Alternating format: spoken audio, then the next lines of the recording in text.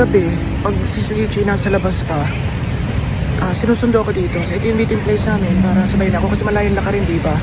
So parang parang sobrang masarap sa feeling kapag nakakasabay ka. Minsan nagtataksi na ako, lalo pa pag marami akong mga bit-bit. Kasi sobrang layo nga ng bahay ng kapatid mula dito sa train station. Kaya although gusto ko rin naglalakad, lalo na sa umaga, kasi na-exercise, pag maraming bit-bit sa hapon or pagod na pagod ka sa paglalakad kung saan ka pumunta, nagtataksi na ako. Ayan na nga. Yes! Kumbanwa!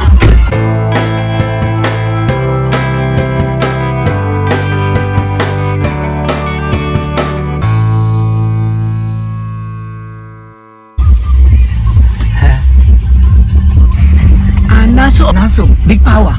Oh. Big pawa.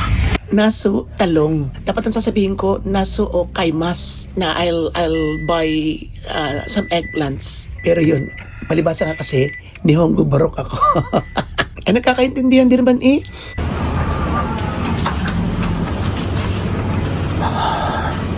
Nabili ng talong si kapatid. Talong.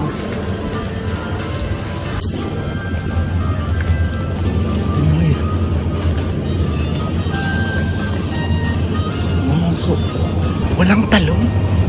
Ako.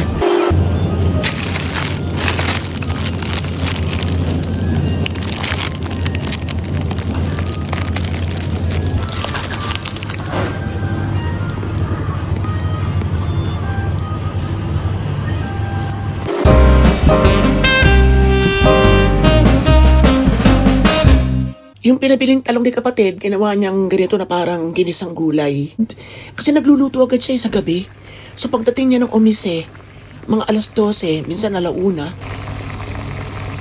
minsan alas 11 earlier, nagluluto pa yun ng kanilang baon para bukas, para sa kinabukasan, tapos iinitin na lang nila sa kanilang mga trabaho. At minsan dinadami niya yung luto, lalo na pag nandito ako.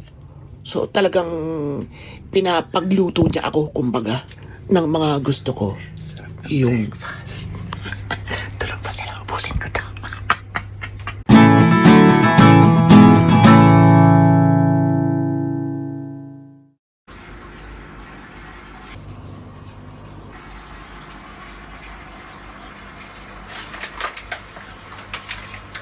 Mahilig sa isda si Suichi, tapos meron pang isang ginagawa dun sa taas. Ito yung kanyang passion, ito yung kanyang hobby, ito yung kanyang mahal.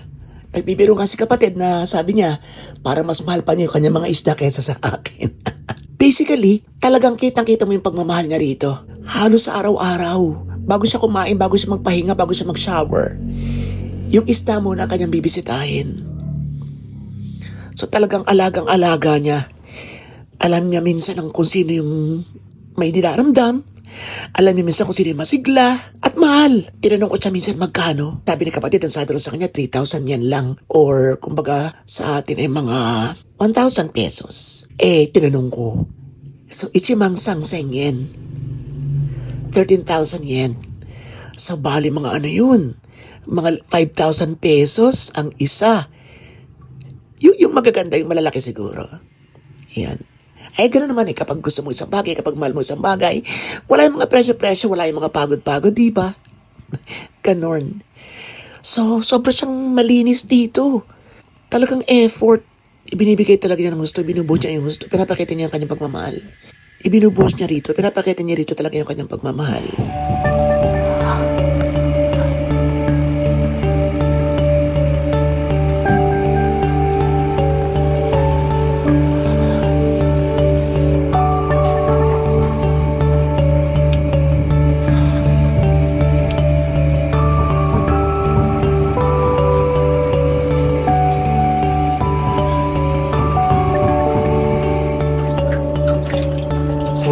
カバーとかも全部忘れて引いといてさ。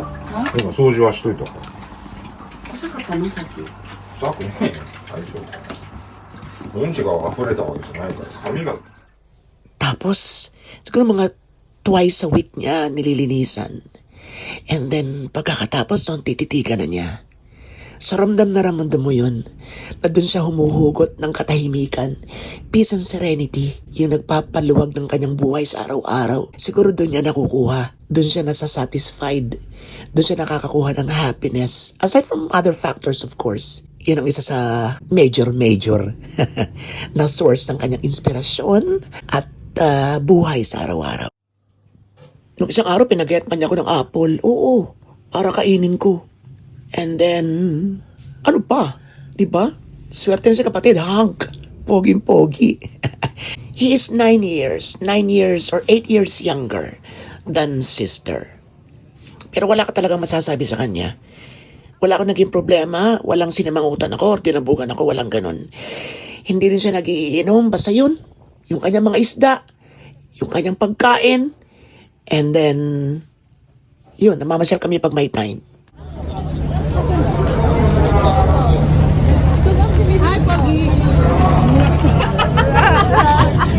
Naka-pick up! Ay, naka-pick up ko na hitchhike. Ano ba yun? Naka-hitch nga. Nampay. At game na game pa. Ay nako.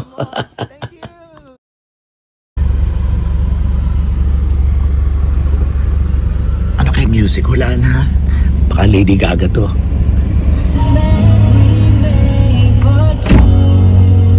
Sino to? At batang na hitis to. Adyo po music tayo. Sabihin mo na lang sa kanya, stop. May interesting fact nga pala, merong irony sa kanyang character. Kagaya rin ilan sa atin. O kagaya ko. May mga contrasting traits. So yung kanyang itinahitahimik sa bahay at yung kanyang parang pagkakaroon ng tranquility and serenity and peaceful connection sa kanyang mga fish. Sa kabila nito, ando naman yung ingay na hinahanap-hanap niya, yung tunog, yung lakas ng musika ng kanyang mga paborito. Na talagang pagkasama mo siya sa bawat takbo, or bawat biyahe, or bawat pasyal, talagang hindi pwedeng wala siyang music. Na minsan, rakrakan pa or mga fast music pa. Talaga naman. Nakakatuwa. Nakakatuwa siya.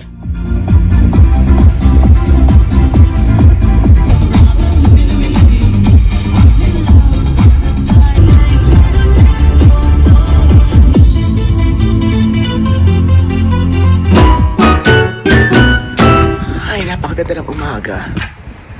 So we only have a few days to go bago tayo umuwi. Siyempre mamimiss natin ang housing dito. Yan, ang kapaligiran, ang kanilang barangay. Mamimiss natin siyempre. Ang bango, ang presko. Kahapon sobrang lamig. Parang, ang kahapon medyo mainit, 20, 21. Ngayon naman biglang lamig na naman 12. So mamimili tayo ng ilan. Pasalubong pa. Ngayon, si kapatid ay natutulog pa. Ngayon. And then, yun na.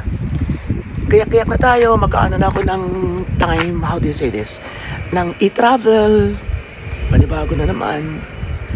At iba pa natin mga kailangan syempre. May uba na naman tayo. Sa Pilipinas na tayo mag-uulay. Tsaka papagupit. Iyon. So, asikaso ko dito. In general, asikaso ko dito.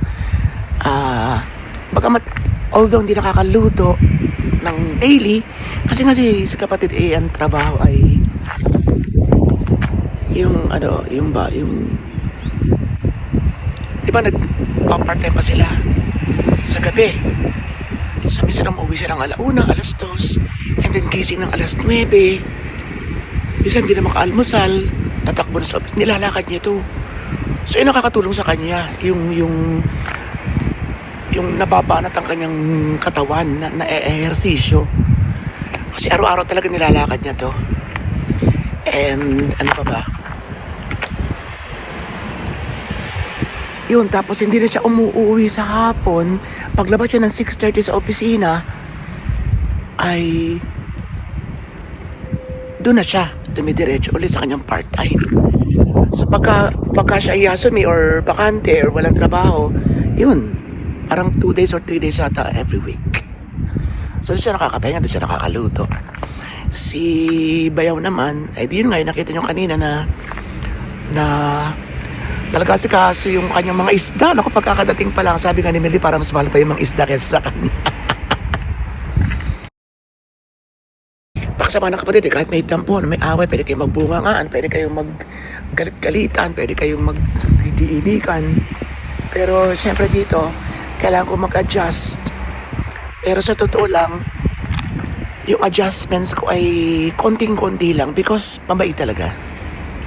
Ay nako, magkaroon ka na ng bayaw na kasing bait niya. Sa totoo lang. Gusto ko maulit ng February or March. February para abot ng snow. Kasi yung snow talaga sa mga namimiss ko eh. Ibang bagay pwede pong makita sa Pilipinas eh. O sa ibang lugar. Pero o sa Pilipinas, yung ibang mga bagay pwede pong makita sa Pilipinas eh. Pero yung snow syempre wala tayo. Kaya yun. Sana makabalik tayo ng March. Ipon ulit ang pamasahe saka panggastos. Tapos inaaya nila ako sa Dubai. Kasi andun sila noong October. Gusto ni Nel sa ni Meldy na kasama ako. Eh ako kasi ayoko magta-travel. Medyo takot tayo sa biyahe. Hanggang hindi pa rin nawawala yung takot sa aeroplano. So yun, maraming salamat sa inyong lahat. And ayan, ang ating house. Everything na tayo napunta rito. House ni kapatid at saka ni Suichi. Okay, so ayan si Kitty talagang bagnas pawis. Ang susuro niya hindi na naman pantay. Hindi pa tayo gusto ko tingnan mo. Ako naman super winter outfit.